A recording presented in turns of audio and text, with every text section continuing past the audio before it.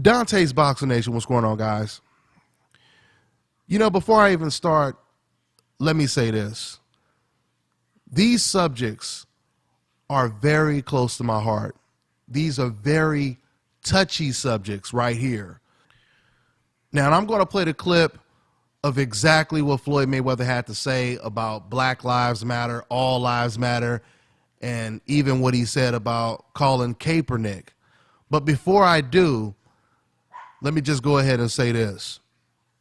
So yesterday, I was actually doing a video, a Floyd Mayweather video, quoting what Floyd Mayweather had recently said about Gennady Golovkin exposing himself against Kell Brook. While I was doing that video, Fred from Barbershop Conversations, he was calling me. So I didn't answer the phone because I was doing the video. Now, once I finished doing the video, I called up Fred, and Fred was like, man, did you hear what Floyd Mayweather said? I said, what you talking about, the Gennady Golovkin, Kell Brook situation? And he was like, nah. He went in on Black Lives Matter. He started talking about All Lives Matter. He started dissing Colin Kaepernick. And my initial reaction was disappointment, obviously. I said to Fred, you might not remember this, but I remember when Michael Eric Dyson, the professor, he interviewed Floyd Mayweather on HBO. And Michael Eric Dyson, he gave Floyd Mayweather every opportunity to expose the racial double standards that he deals with HBO's Jim Lampley, Larry Merchant, every time he fights on the network. This was immediately following Larry Merchant threatening to kick Floyd Mayweather's ass after the Victor Ortiz fight, right? So years and years of racial double standards that Floyd Mayweather dealt with on HBO, Michael Eric Dyson, he asked him the question. And Michael Eric Dyson, he sets the pitch up for Floyd Mayweather to knock the ball out of the park with an answer. Michael Eric Dyson, he said, Floyd, we know that racism still exists. Do you think racism is what shapes the perception of you? And Floyd Mayweather, surprisingly, after Floyd Mayweather had already talked about racial double standards in the past, Floyd Mayweather, he basically said no. It's just people that don't know nothing about boxing. I'm paraphrasing, but this is pretty much what Floyd Mayweather said. So that was the first time Floyd Mayweather said something that I totally disagree with. And then it was the second time when Donald Sterling was exposed as a white supremacist, a straight racist. And Floyd Mayweather surprisingly came out. Even the NBA had deemed Donald Sterling as a racist. And Floyd Mayweather, he came out and he said, hey, I don't know if he's a racist. He's always been a nice guy to me. I met him and he's always been nice to me. That was the second time I completely disagreed with Floyd Mayweather. There's no way you could defend or justify a white supremacist just because he was personally nice to you. That's like basically saying if Donald Sterling called some black guy standing next to you the N-word, but he says, now that's why I like you, Floyd, because see, you're not like that N-word monkey over here. As long as you don't act like him, I'll never call you that, Floyd. I mean, that's pretty much like what Floyd Mayweather was saying. He was saying, hey, he's been nice to me. I mean, hey, he might have lynched a couple black people. He might have did whatever. But all I know is he was nice to me. A slave master can be nice to you. A guy can kidnap your daughter and be nice to her, extremely nice to her. He could have her hidden in the basement for 18 years and he could spoil her to death. So would you say that exonerates this man from being a criminal? No, right? You would still consider him a criminal at the highest level. So, I'm just rambling on. I expected to get into the clip a lot earlier than this, but, of course, you know how this goes. Let me go ahead and play this clip. There's a lot of clips that I want to play relating to what Floyd Mayweather had to say. Now, I may or may not do some more commentary. If I don't do it on this video, I'm going to do it on a part 2 because there's a lot to say when it comes to this situation. Before I play this clip, let me just say one more thing. I want people to really understand this. When it comes to the sport of boxing, boxing is one of the most emotionally attached sports there is today. It's also one of the most racially driven sports there is today. The reason why I say that is because I want you guys to understand that when we're praising how good a fighter is, it really has nothing to do with what that fighter thinks outside of the ring or what he does outside of the ring, okay? When it comes to Floyd Mayweather being a great fighter, that really has nothing to do with if you like him or hate him. It's a fact that Floyd Mayweather is the best fighter of this generation. That's not up for debate, right? So the point is, ESPN, for example, they hate Floyd Mayweather's guts. They hate that man. If Floyd Mayweather were to die tomorrow, they would be celebrating. That's how much ESPN hates Floyd Mayweather. But guess what? As much as they hate Floyd Mayweather, they still have Floyd Mayweather rated #1 as the best fighter in the last 25 years. So once again, your emotions really has nothing to do with stats and numbers. Let me give you another example. Sergey Kovalev is a racist. And just like Donald Sterling, Sergey Kovalev is a nice guy. But he is a racist. When I interviewed Sergey Kovalev, very nice guy. But any man that calls black people monkeys and calls them the N-word, and just like John Pascal said, he calls black people pieces of shit, but he doesn't call white people, non-black people pieces of shit, the man is a racist. But with that being said, even though Sergey Kovalev is a racist, I still give this man credit when it comes to how good he is as a fighter. When you ask me what I think of Sergey Kovalev as a fighter, I'll say he's the best light heavyweight in the world right now until somebody beats him.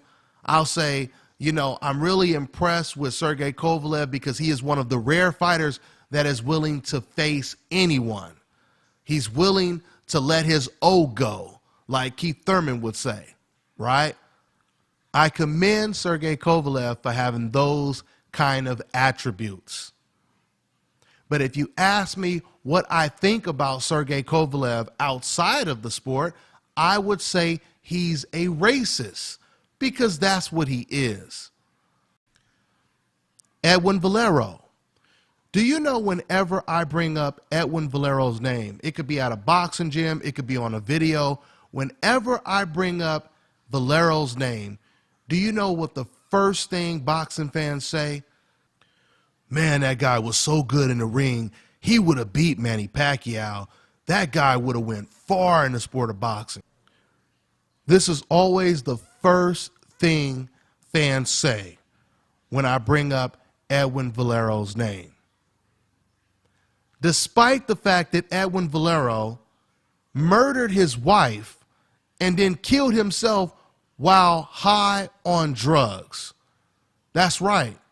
Edwin Valero was a drug addict and a murderer.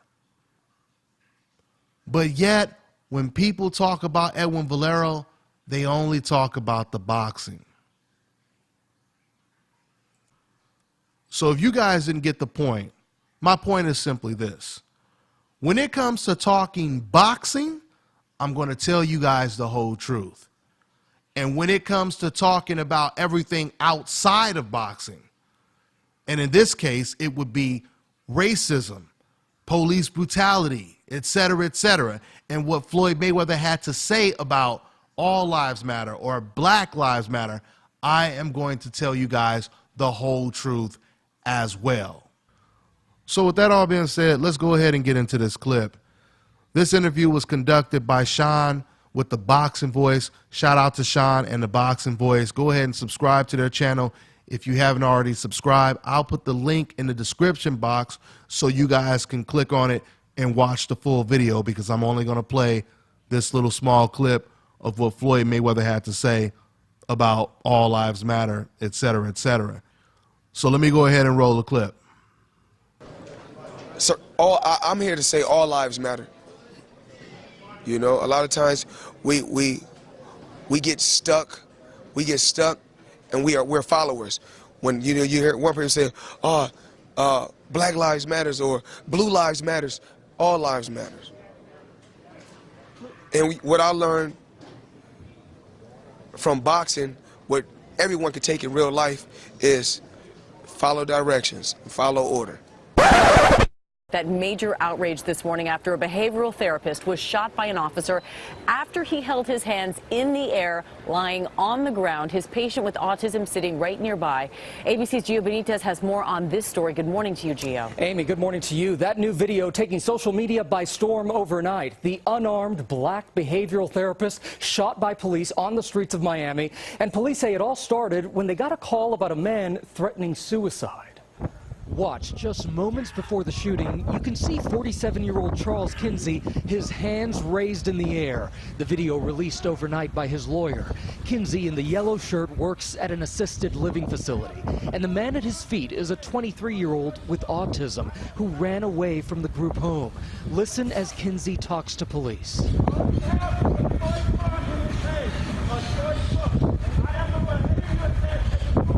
Kinsey even tries to calm the young man with autism.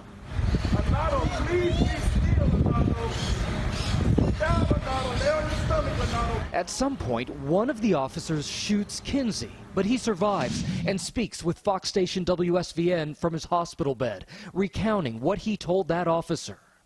And I'm telling him again, sir, there's no need for a firearm. I'm unarmed. He's an autistic guy. He had a toy truck in his hand. When he hit me, I'm like, I still got my hands in the air. I said, no, I just got shot. And I'm standing there, I'm like, sir, why did you shoot me? And his words to me, he said, I don't know. Video of the actual shooting hasn't been released, but this is the moment right after. And this morning, Kinsey is expected to make a full recovery. The North Miami Police Department has placed the officer on administrative leave, and the local state attorney's office is now investigating Amy. Gio, this is so hard for people to get their heads around. Can I see your license, please? Get out of the car! Get out of the car! Get on the ground! Get on the ground! I just got my license. You taking my license? I grabbed my license right there. That's my license right there. Put your hands behind your back. Put your hands behind your back. Put your hands behind your back. Put your hands behind your back. Put your hands behind your back. What did I do, sir? Are you hit? I think so. I can't feel my leg. I don't know what happened. I just grabbed my leg. Brakes on 86690 at 1052. Why did you shoot me? Well, you dove head first back into your car. I'm sorry. Then you jumped back out. I'm telling you, get out of your car. I'm sorry. I didn't hear 2 words, sir. What a fucked up world. He's saying I'm sorry to the cop who just shot him. He's apologizing to an incompetent police officer who just shot him. As you may have heard, director Quentin Tarantino set off controversy sirens across the country last week. This after marching with Black Lives Matter protesters here in New York City and making some highly controversial comments during a speech afterwards when he said this. I am a human being with a conscience, and when I see murder, I cannot stand by, and I have to call the murdered, and I have to call the murderers the murderers. Well, joining me right now is Pastor Darrell Scott, a Trump surrogate. Trump, by the way, spoke at your church this morning. What is it that, is it more trigger happy? Are they scared? Is this something that went on before we had videotapes where people were able to have cell phones and take pictures? Do you think it's always been like this? How do you, it's on the news all the time now. What's going on? I think you answered, you asked and answered. Some are trigger happy, some are scared, but they're only trigger happy when it comes to blacks. Some are afraid of blacks. And you're right, we're seeing it more and more because of the advent of video cameras. Listen, I was raised in the 60s. My very first experience with police, when I wasn't even a teenager yet, I got beat up by cops. But you know what's funny? Even in that time, it was in the early 70s, I got beat up by police. We didn't think it was unusual because I had a lot of friends that had gotten beat up by white police too.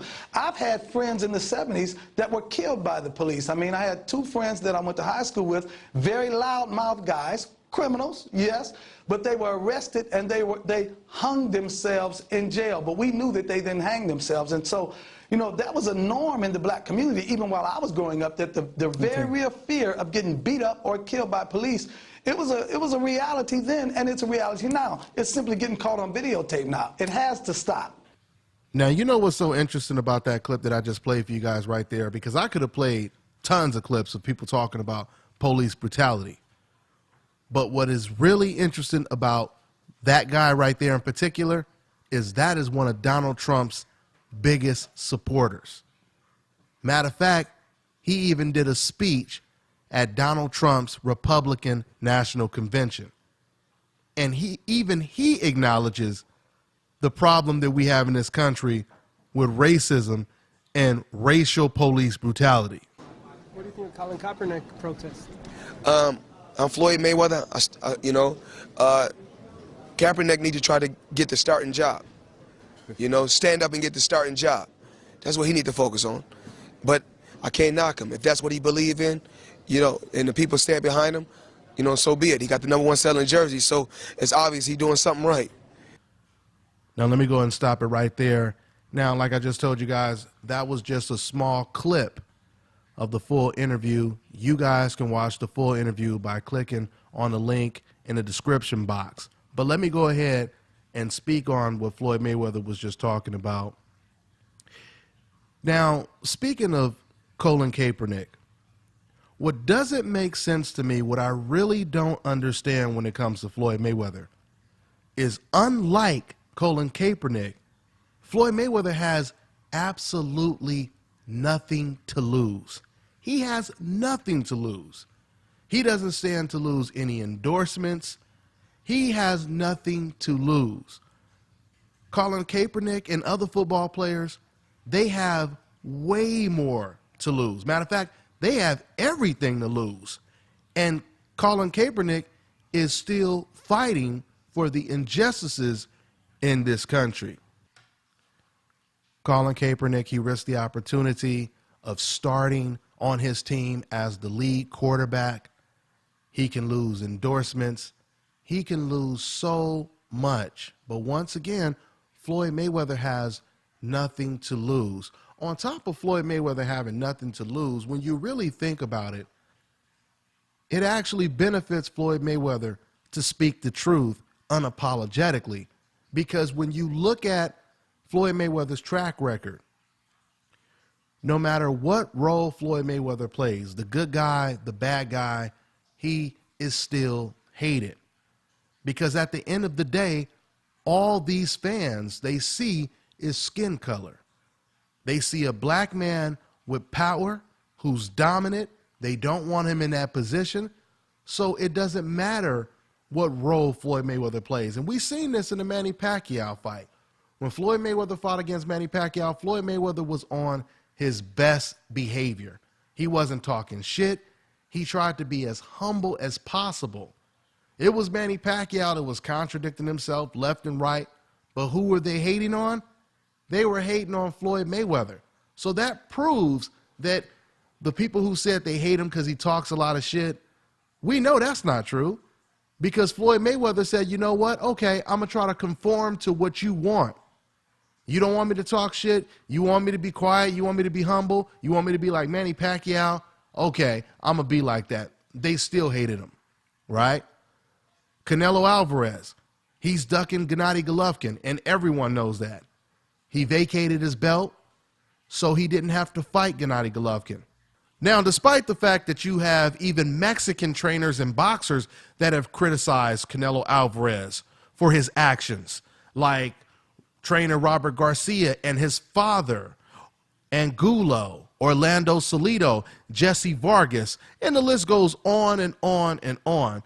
Despite all of this, when I criticize Canelo Alvarez the same way because I don't have the complexion for the protection, this is when the racist decafs, they play the race card. And they will call me racist, or they will call any black person racist that even thinks about criticizing Canelo Alvarez, right? Now, but what's so funny is this is when it gets really comical. When Floyd Mayweather does the complete opposite of what we're doing and tries to come to Canelo Alvarez's defense, then he gets more backlash than I do, because now the same fans that are always defending Canelo Alvarez, once Floyd Mayweather tries to defend Canelo Alvarez, they say, oh, this is why I don't like Floyd Mayweather.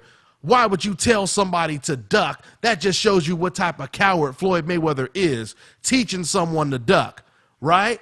How ridiculous is that? You're not going to talk about the actual guy, Canelo, who's ducking. You're not going to blame it on the promoter who promotes Canelo Alvarez, but you'll blame it on Floyd Mayweather for basically saying, hey, guys, I'm with you. I agree with you. Canelo, he should duck Golovkin, et cetera, et cetera. They still hate him. So the point is, no matter what Floyd Mayweather says, they will hate Floyd Mayweather. This is why I say, if they're going to hate you, you might as well have them hate you while you're speaking the whole truth. This is why it never bothers me when racist, ignorant fans, they hate the truth. That's what they are supposed to do. Do you know that in the 60s, they did a poll on who was the most hated man in America? Guess who came in second place? Martin Luther King. So just think about this for a second. I mean, even today, there are white suburban neighborhoods that refuse to have Martin Luther King's name as a street in their neighborhood. That's the reason why Martin Luther King Boulevard or Martin Luther King Street is always in black neighborhoods, because white people don't want that street name in their neighborhoods. For example, when I lived in Long Beach, California, when I was a lot younger, I remember in a certain area, you would see Martin Luther King Boulevard.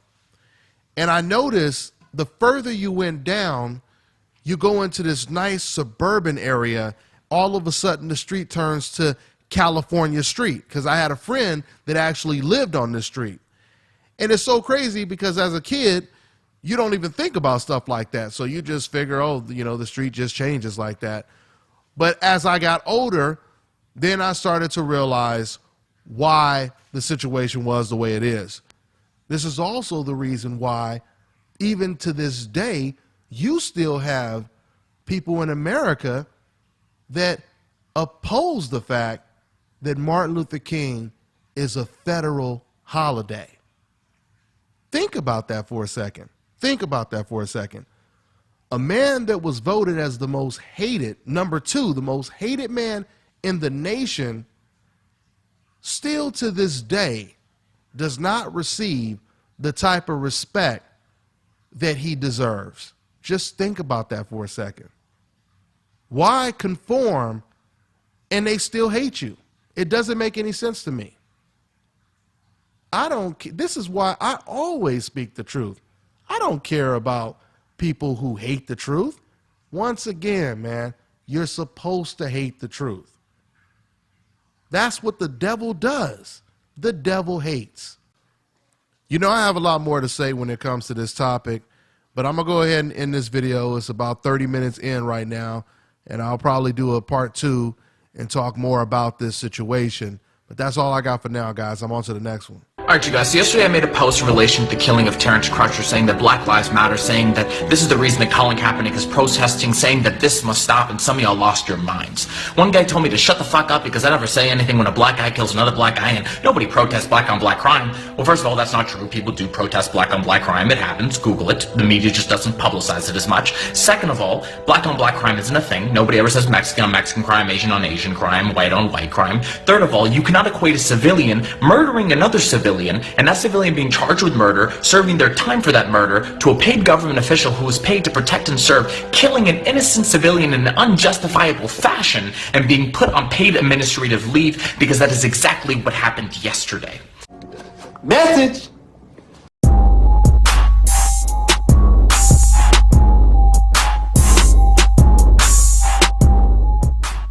This is what we seen back then, right?